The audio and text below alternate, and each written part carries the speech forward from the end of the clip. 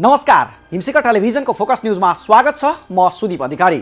दर्शक महानुभाव, तपाईले हामीलाई आफ्नो टेलिभिजन सेटसँगै हिमशिखर टेलिभिजनको युट्युब च्यानल र फेसबुकका पेजका माध्यमबाट विश्वका विभिन्न स्थानबाट पनि हेर्न सक्नुहुनेछ अनुकूल समयमा।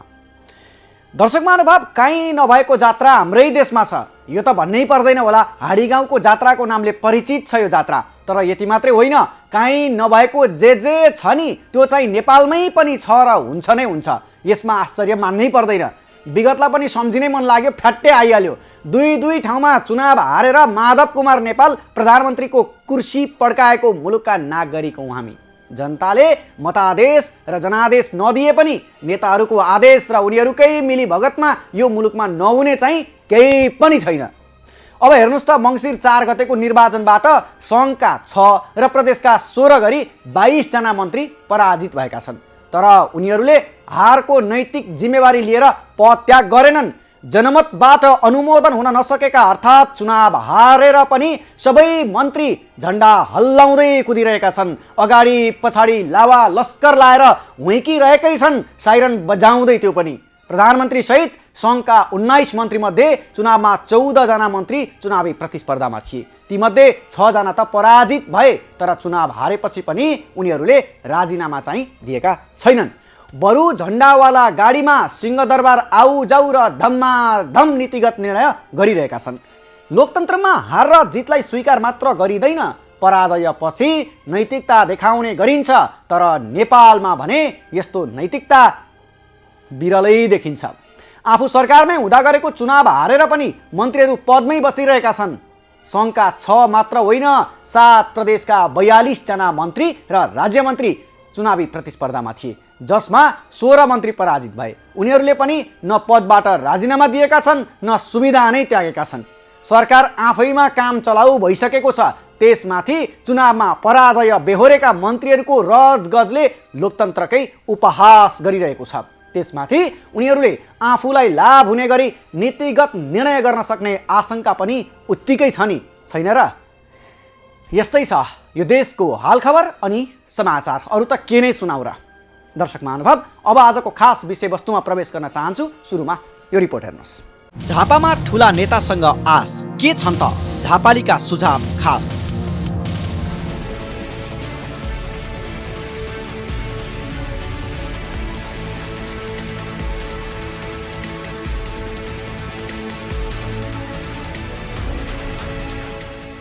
दर्शकवृन्द, मङ्सिर 4 गते भएको प्रतिनिधि सभा निर्वाचनमा झापाबाट राष्ट्रिय राजनीतिमा प्रभाव पार्ने नेताहरू विजयी भएका छन्। एमाले अध्यक्ष केपी शर्मा ओली, राप्रपा अध्यक्ष राजेन्द्र प्रसाद लिङदेन र नेपाली कङ्ग्रेसका महामन्त्री विश्वप्रकाश शर्मा फराकिलो मतान्तरले विजयी भएका हुन्।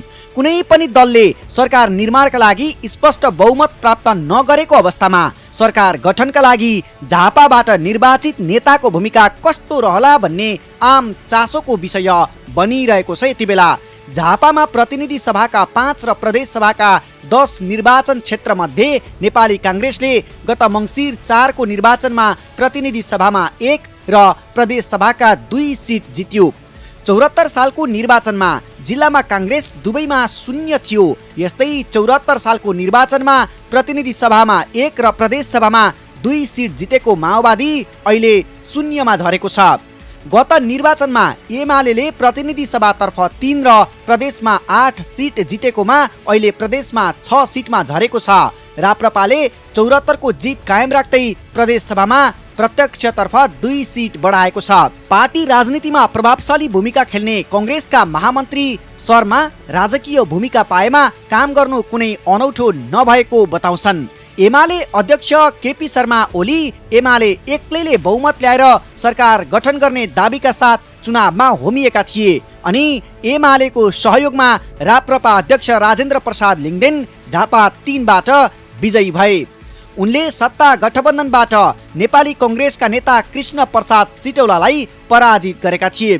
तर निर्वाचनका लागि बनेका समीकरणको प्रयोजन सकिएकाले अब जनताको आवश्यकतालाई प्राथमिकता दिनुपर्ने लिङदेन बताउँछन्। सङ्घ र प्रदेश दुवैतर्फ कुनै पनि दलले स्पष्ट बहुमत प्राप्त नगरेकाले मिलिजुली सरकार बन्ने निश्चित भइसकेको छ। यसले सरकार गठन र सञ्चालन झनै पेचिलो बनाउँदा झापाबाट निर्वाचित नेताहरूको भूमिका कस्तो रहला भन्ने आम चासो बढिरहेको छ यति बेला। अनि झापालीहरूले तीनैजना नेता फरक फरक राजनीतिक दलको भए पनि जनताका आवश्यकतालाई प्राथमिकतामा राखेर अघि बढ्न सुझाव दिएका छन्। यो झापालीहरूको लागि पनि एउटा गौरवको विषय हो। एउटा पूर्वबाट उदा हुने युवामा काङ्ग्रेसका महामन्त्री विश्वप्रकाश शर्मासँग पनि झापाले आश राखेको छ। त्यहाँमाथि अर्का नेता हुनुहुन्छ राजेन्द्र लिङ्गदेन, उहाँलाई पनि अहिले नेपालभरि रुचाइएको छ, उहाँको आफ्नै एजेन्डा छ। त्यसमा फेरि उहाँहरूभन्दा पनि अलिक खारिएको नेता केपी शर्मा ओली हुनुहुन्छ, उहाँबाट पनि झापाले आश गरेको छ। तर समग्रमा भन्दाखेरि सरकारको नेतृत्व चाहिँ अहिले अब गणितमा छ, राजनीति भनेकै गणितमा रहेछ। अब आश गरे पनि विश्वप्रकाश जीको चाहिँ नेता भए पनि मेरो उहाँ राम्रै नेता मान्छु उहाँलाई, तर उहाँलाई चाहिँ अहिले काङ्ग्रेसले दिँदैन।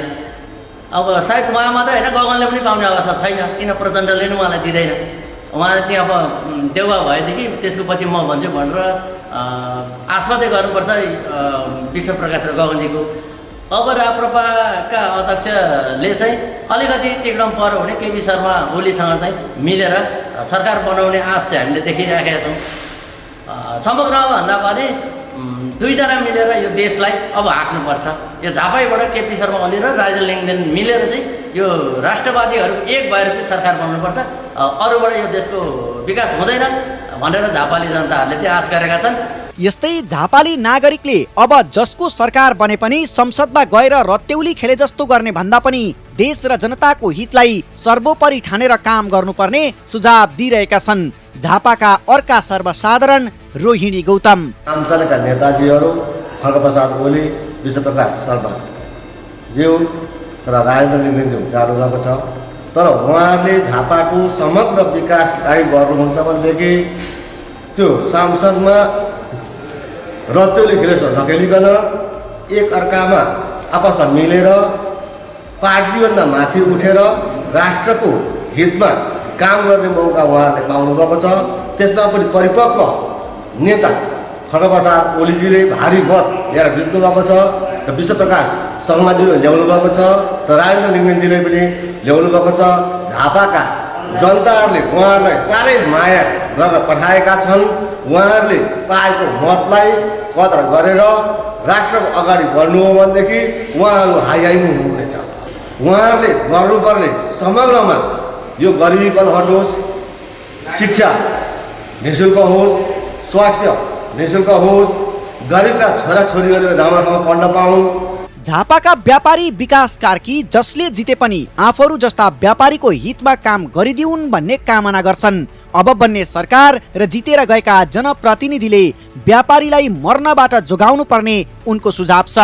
कोभिडदेखि हामी सबैभन्दा बढी यति सेन्टरमा बसेर पनि हामी कोभिडदेखि व्यापारीहरूको अवस्था एकदम यसै पनि कोभिडले थिल्थिलो बनाएको छ। त्यसपछि स्थानीय चुनावपछि केही सुधार हुन्छ होला भन्दा पनि हामीले त खासै किसिमको व्यापारीहरूलाई सम्बोधन गरेको स्थानीय नेताहरूले पनि देखिएन। अब अहिले हेभी वेट भएका नेताहरूले जाँदाखेरि जितेर जाँदै गर्दा चाहिँ यिनीहरूले सबैभन्दा पहिला त यो व्यापारीहरूलाई एग्रिमेन्ट गरेको भन्दा तपाईँको चाहिँ अहिले डबल दोहोरो हामी ब्याज तिर्दैछौँ। अहिले गएका जितेका तपाईँको चाहिने हाम्रा क्यान्डिडेटहरूले चाहिँ यसलाई मध्यनजर गरेर सबैभन्दा पहिला विदेशी तपाईँको जाने बिना भन्सार आएका आइटमहरूलाई नियन्त्रण गर्ने, प्लस तपाईँको जाने हामीले सबैभन्दा पहिला तपाईँको जाने व्यापारीहरूलाई सम्बोधन हुने गरेको तपाईँको जाने राष्ट्र ब्याङ्कले चालेको कदममा अरू कमर्सियल ब्याङ्कहरूले एकदम अनुशासन भएर तपाईँको जाने के अरे क्रियाकलापलाई अगाडि बढायो भने व्यापारीहरूको पीर मार्कालाई सम्बोधन गर्न सक्ने वातावरण चाहिँ यी नेताहरूले बनाइदिएदेखि चाहिँ अलिकति यो अत्यन्तै दर्दनाक अवस्थाको यो घर भाडा तिर्न सक्ने अवस्था पनि नभएको, ब्याङ्क ब्याज तिर्न पनि अवस्था नभएको व्यापारीहरूको चाहिँ अलिकति जीवन उठ्थ्यो। यस्तै झापाकै धर्मेन्द्र भट्टराई झापाबाट निर्वाचित भएका जनप्रतिनिधिहरूले जनताकै हितमा काम गरिदिउन् भन्ने सुझाव दिन्छन्। खास गरी विकास निर्माणका गतिविधिलाई गम्भीरताका साथ लिन पनि उनले झापाबाट निर्वाचित जनप्रतिनिधिहरूलाई सुझाव दिएका छन्।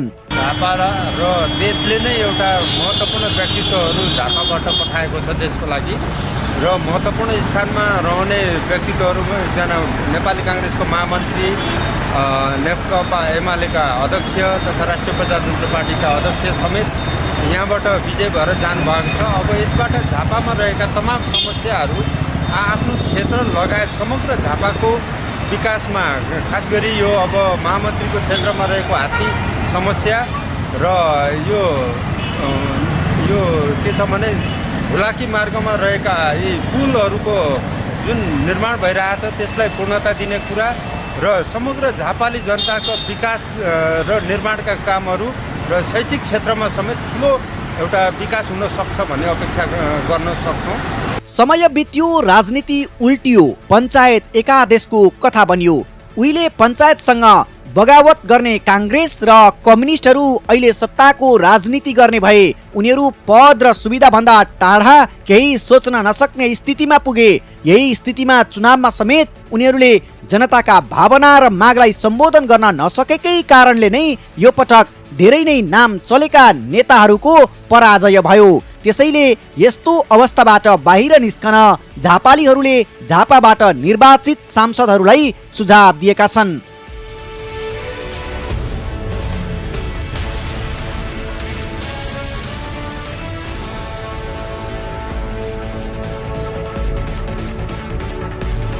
दर्शक महानुभाव, यो निर्वाचनले उकुस मुकुसमा परेका जनतालाई थोरै सास फेर्ने मौका प्रदान गरेको छ। किञ्चित भए पनि राहत र सन्तुष्टि चाहिँ मिलेकै छ। यसै भन्छन् नागरिकहरू। लोकतन्त्रका उज्याला पक्षहरू प्रकाशित र प्रदर्शित भएका छन्।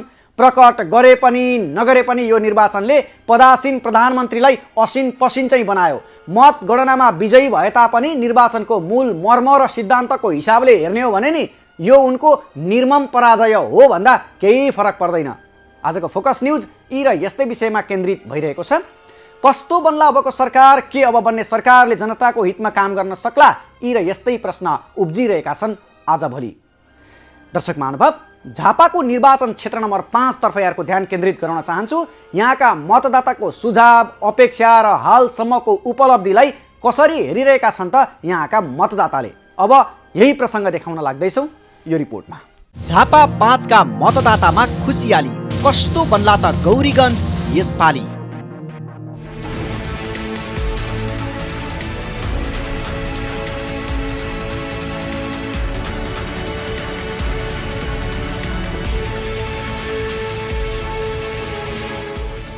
दर्शकवृन्द, मङ्सिर 4 को निर्वाचन अघि र निर्वाचनको अन्तिम परिणाम नआउन्जेलसम्म मात्रै होइन, सधैँभरि नै चासोका रूपमा हेर्ने गरिन्छ झापाको क्षेत्र नम्बर 5 लाई।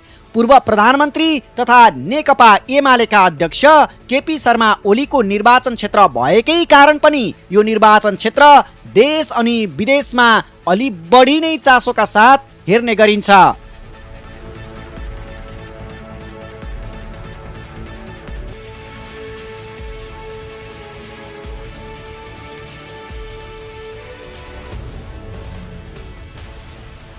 यही निर्वाचन क्षेत्रबाट पटक पटक यहाँका नागरिकले केपी शर्मा ओलीलाई संसदीय चुनावमा जिताएर पठाए। तर ओलीले आफ्नो निर्वाचन क्षेत्रमा केही गरेनन्, फर्किएर पनि हेर्दै हेरेनन् भन्नेहरू पनि छन्। झापाको निर्वाचन क्षेत्र नम्बर 5 मै पर्ने दमक, गौरादह, कमल, गौरीगञ्ज मध्ये गौरीगञ्जमा केही काम नै भएन भन्नेहरू पनि थिए। के साँच्चै नै एमाले अध्यक्ष केपी शर्मा ओली यसरी स्वार्थी नै भएका हुन् त? यही जिज्ञासाको उत्तर खोज्न हामी गौरीगञ्ज पुग्यौं। यी हुन् गौरीगञ्ज गाउँपालिका 3 का विष्णु सुवेदी। हुलाकी राजमार्गमा उभिएर उनले चिल्लो सडक देखाउँदै आफूले बच्चा हुँदादेखि हुलाकी राजमार्गको कथा सुनेको भए पनि ओली नेतृत्वको सरकारका पालामा ओलीको पहलमा काम भएको भन्दै खुसी व्यक्त गरे। अघिल्लो 5 वर्षमा यस क्षेत्रले मुहार फेरेको उनी बताउँछन्। गौरीगञ्जको मुहार फेरियो। हाम्रो यो हुलाकी बाटो हामीले बच्चा हुँदादेखि हुलाकीको नाम सुनेको, कसैले बनाएका थिएनन्। केपी शर्मा ओलीलाई प्रधानमन्त्री बनाएपछि अहिले देखिराख्नु भएको छ यो गौरीगञ्ज बजार, यो झापा जिल्लाको पुरानो बजार। गौरीगञ्जको बजार अवस्था यस्तो नाजुक थियो, अहिले गएर हेर्नुहोस् गौरीगञ्जको मुहार एकदम फेरिया छ। गौरीगञ्जका एउटै किस्ने खोला, घेउरिया खोलामा 12 पुल बनेका छन्। हामीलाई यस्तो अप्ठ्यारो थियो। हरेक गल्ली गल्लीका बाटा ग्रेभल भएका छन्। गल्ली गल्ली गाउँ बस्ती बस्तीमा विद्युतीकरण छ, काहीँ विद्युतको अभाव छैन। गल्ली गल्लीमा बिरामी अप्ठ्यारो पर्दाखेरि यातायातका साधन पुर्याएर बिरामी उपचार गर्नका लागि कमी छैन। र अझै हामीले अब यो 5 वर्ष पनि फेरि उहाँलाई पुनः जनमत दिएर पठाएका छौँ। हामीले आउने 5 वर्षमा अरू अपेक्षा गरेका छौँ। गौरीगञ्जका 90% बाटाहरू पक्की हुन्छन्। गौरीगञ्जमा किस्ने खोला, कन्काई खोला लगायतका यी नदीहरूले जनता नदी कटानका चपेटामा पर्या छन्। यी नदीहरूलाई जनताको तटबन्धन कार्यक्रम अन्तर्गत तटबन्धन हुन्छ। जनताले आनन्दसँग बस्न पाउँछन्। भोलि पनि केपी बा रहे पनि नरहे पनि यो केपी बाको देन भनेर इतिहास जनताले रचेर राखुन्। यी हुन् गौरीगञ्जकै स्थानीयवासी बुद्धिराज लिम्बू। 5 वर्ष अघिको गौरीगञ्ज र अहिलेको गौरीगञ्जमा धेरै परिवर्तन आएको उनी पनि बताउँछन्। उनले गौरीगञ्जमा मात्रै होइन अन्यत्र पनि ओलीका पालामा धेरै विकासे काम भएको आफूले देखेको हामीलाई यसरी सुनाए। होइन, उहाँले यो गौरीगञ्जको अनुहार चाहिँ धेरै नै परिवर्तन गरिदिनु भएको छ उहाँलाई, होइन, र हर कुराहरू पनि उहाँले राम्रै गरिदिनु भएको छ। र उहाँले हामी अब उहाँ जुन पहिले आन्दोलन प्राप्त गरेर यो मैदानमा आउनुभयो त्यहाँदेखि उहाँले हामी पनि बिर्सिनु सकेका छैनौँ, हामीले पनि बिर्सिनु भएको छैन।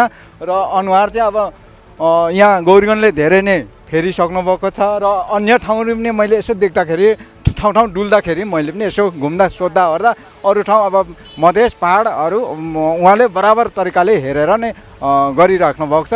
विष्णु र बुद्धिराज मात्रै होइन, हामीले गौरीगञ्जमा भेटिएका अन्य केही स्थानीयवासीहरूसँग पनि कुराकानी गरेका थियौँ, जहाँ उनीहरूले यस क्षेत्रको विकास केपी शर्मा ओलीकै पालामा भएको भन्दै फेरि पनि केपी शर्मा ओलीलाई नै प्रधानमन्त्रीको रूपमा हेर्न चाहेको पनि सुनाएका छन्। हामीले के अपेक्षा गरिरहेको छु कि हामीलाई विश्वास छ यो हाम्रो ओलीजीको अन्तिम कार्यकाल हो। यसपालि उहाँ दुवै आँखा खोलेर हेर्छ। र म के भनिएको छु भने तपाईँ प्रधानमन्त्री बन्न बित्तिकै पहिला स्थान मैले किसानलाई दिएको छु कि किसानको सिँचाइ र खाद मलको व्यवस्था गर्नु पर्यो। अनि उसपछि बाटोघाटा अथवा पुललाई गर्नु पर्यो। र मलाई एउटा यो दुःखद कुरा छ, अस्ति पनि भनिएको थिएँ कि हाम्रा चेलीबेटीहरू अहिले विदेश खाडी मुलुकमा जान्छ। जो डिग्री गरेका जुन युवतीहरू छन् उनीहरूलाई कम ब्याजमा दिएर आफ्नै देशमा कोही रोजगार गरेर खाओस् ताकि खाडी मुलुकतिर नजाओस् भन्ने उहाँसँग म अनुरोध गरिएको छु। र जुन जन्मसिद्धका नागरिकताका छोराछोरी छन् उहाँहरूलाई वंशज छिट्टै गराउनु पर्यो। कता कता फेरि अब यो दक्षिणको तल अल्ता बालसुन बाटो बन्यो, यहाँबाट अब पर के अरे सुन बन्यो रत्वसम्म, यता माईमै ठोकिया छ। अब त्यहाँबाट फेरि ठाडा बाटो पनि सबै बनिएका छन्। सबैतिर चारैपट्टि फेरि जहीँ ग्राभेल भएको छ, जहाँसुकै पनि ग्राभेल भएको छ। अब पिच त अब यताबाट पनि भयो, यता के अरे रत्वदेखि माईसम्म पनि पिच भएको छ। धेरै विकास भएको छ। अब यी रहेका बाटो सबै पुरा गर्नुहुन्छ होला भन्ने आश गरेका छौँ हामीले सबै। अनि जब उहाँ ओली सरकार ढलेपछि त सबै विकास त सबै ठप्प भइहाल्यो नि त। अहिले त अब फेरि उहाँ आउनुभयो भने चाहिँ यहाँ धेरै विकास हुन्छ। अब त ओली नै हो यो क्षेत्रको लागि, त अरूबाट केही पनि हुँदैन। सबैभन्दा यहाँ यो क्षेत्र चाहिँ अनुहार मुहार फेर्नुपर्छ भने ओली नै हो, त्यहाँभन्दा अरू कोही पनि छैन। दर्शक महानुभाव, 48 सालको निर्वाचनलाई अपवाद मान्ने हो भने नेपाली मतदाताले कहिल्यै एउटै दललाई लगातार 2 पटक ठुलो दल बन्ने मौका दिएनन्। मङ्सिर 4 गते सम्पन्न मतदानको नतिजालाई लिएर कतिपयले मतदातालाई भेडाको संज्ञा पनि दिन भ्याए। हार्ने पक्षले जहिले केही न केही खोट देखाउनु कुनै नौलो चलन नै होइन।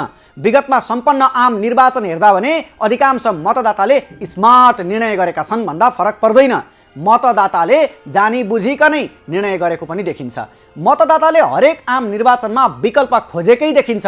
उनीहरूले एउटै दललाई लगातार 2 पटक ठुलो दल बन्ने मौका दिएकै छैनन्। त्यसका लागि इतिहास हामी माझ साक्षी छ। थप प्रसङ्गमा प्रवेश गर्छौँ, तर एकैछिन विश्राम लिन्छौँ।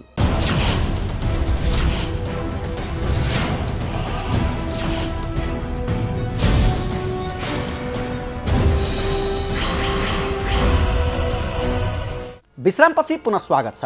तपाईँ हिमशिखर टेलिभिजनमा फोकस न्युजका बीचमा हुनुहुन्छ र आज हामी मङ्सिर 4 को चुनावी परिणाम र त्यसपछिका आशा अपेक्षा र वर्तमान अवस्थाका बारेमा चर्चा गरिरहेका छौँ। आज अब चाहिँ बाँकी सन्दर्भ जोड्दैछौँ यो रिपोर्टमा।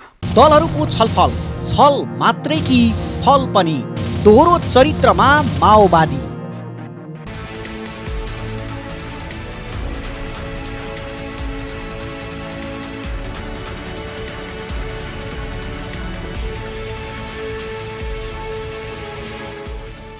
दर्शकवृन्द, निर्वाचनपछि अहिले दलहरू सरकार गठनको विषयमा छलफल गर्न थालिसकेका छन्। कुनै पनि दलसँग सरकार गठनका लागि स्पष्ट बहुमत नहुँदा गठबन्धन सरकार बन्ने निश्चित छ। त्यसैले त प्रतिनिधि सभामा सिट संख्या पुर्याउन ठुला र साना दलहरू छलफल गरिरहेका छन्। सिट मात्रै पुर्याएर भएन नि, सत्ताको कमान्ड कसले सम्हाल्ने, सबैको आफ्नै दाबी छ। नेपाली काङ्ग्रेस भित्रै प्रधानमन्त्रीको दाबी पेश गर्नेको लिस्ट लामै छ। प्रचण्डदेखि केपी शर्मा ओली पनि सिंहदरबारको कुर्सीमा पुग्ने आकांक्षामा छन्। राजेन्द्र लिङदेन, रवि लामिछाने, डाक्टर सीके राउत नेतृत्वको पार्टी पनि कुर्सीको खेलमा कसको पक्षमा उभिनेछन् समयले बताउला नै। तर जे भए पनि अबको राजनीतिक दृश्य रोमाञ्चक चाहिँ बन्ने देखिँदैछ है।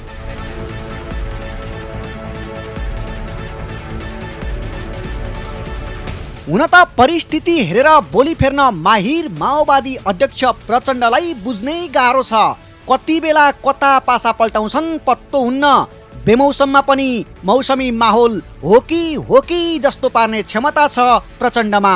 यस्तै भयो शनिबार माओवादीले चुनावी समीक्षा र आगामी संसदीय यात्राको बाटोबारे छलफल गर्न बोलाएको पदाधिकारी बैठकमा पनि। शनिबारको बैठकपछि माओवादी केन्द्र अबको सरकार गठन गर्न जता पनि तयार देखियो। तर आइतबार नै फेरि बोली सुधार्दै माओवादीले अहिले नै सत्ता गठबन्धनको विकल्प नखोजिएको भन्न भ्याइगयो। अब सरकार गठनको बारेमा विषय प्रवेश चाहिँ उल्लेखनीय रूपमा विषय प्रवेश भएको छैन। अब त्यसो भएको हुनाले चाहिँ अब पहिलो कुरा त अब अहिले गठबन्धनमा भएको हुनाले चाहिँ गठबन्धनका घटकहरू बिचमा पनि कुराकानीहरू हुने कुरा स्वतः भइहाल्यो। चाहिँ गठबन्धनका घटकहरूले कसरी सोचिरहेको छ भन्ने कुरा पनि हुने भयो। त्यस कारणले गर्दाखेरि अब अहिले गठबन्धन नै मुख्य रूपमा रहेको हुनाले, गठबन्धनकै प्रक्रियाबाट निर्वाचन सम्पन्न भएको हुनाले गठबन्धनमै रहेर चाहिँ सोच्ने कुरा त स्वाभाविक प्रक्रिया नै भयो। त्यसपछि काङ्ग्रेस सभापति तथा प्रधानमन्त्री समेत रहेका शेरबहादुर देउवाले माओवादीको दोहोरो चरित्र देख्न थाले अनि सत्ता गठबन्धनभित्र रहेका दलहरू पनि केही सशङ्कित बने। त्यसैले त सोमबार सत्ता गठबन्धनको बैठक डाकियो। सत्तारूढ गठबन्धनले हालै सम्पन्न निर्वाचनले गठबन्धनको आवश्यकता र सान्दर्भिकता पुष्टि गरेको निष्कर्ष पनि निकालो। मुलुकका सामु विद्यमान चुनौतीहरूको सामना गर्नुपर्ने आवश्यकताले पनि गठबन्धनलाई निरन्तरता दिनु जरुरी रहेको बैठकपछि काङ्ग्रेस नेता एवं सञ्चार मन्त्री ज्ञानेन्द्र बहादुर कार्कीले बताए। हालै सम्पन्न प्रतिनिधि सभा र प्रदेश सभाको निर्वाचनको नतिजाले वर्तमान गठबन्धनको आवश्यकता र सान्दर्भिकतालाई पुनः पुष्टि गरेको छ। मुलुकका सामु विद्यमान चुनौतीहरूको सामना गर्नुपर्ने आवश्यकताले पनि यो गठबन्धनलाई निरन्तरता दिनु जरुरी छ। निर्वाचनको नतिजाले राजनैतिक स्थायित्व र आर्थिक समृद्धिको बाटोमा आपसी सहमति र सहकार्यका साथ मिलेर अघि बढ्नुपर्ने स्पष्ट सन्देश दिएको छ। र यति नै आजको फोकस न्यूज। अर्को श्रृङ्खलामा तपाईँ हाम्रो पुनः भेटघाट हुनेछ। थप न्यूजका लागि हाम्रो वेबसाइट www.himsikartv.com.np लगइन गर्नुहोला। अनुकूल समयमा तपाईँले हाम्रा समाचार बुलेटिन र कार्यक्रमहरू हाम्रो अफिसियल युट्युब च्यानल र फेसबुकका पेजमा पनि हेर्न सक्नुहुनेछ। हवस् त, आजलाई हामी सबैलाई बिदा दिनुहोस्। नमस्ते।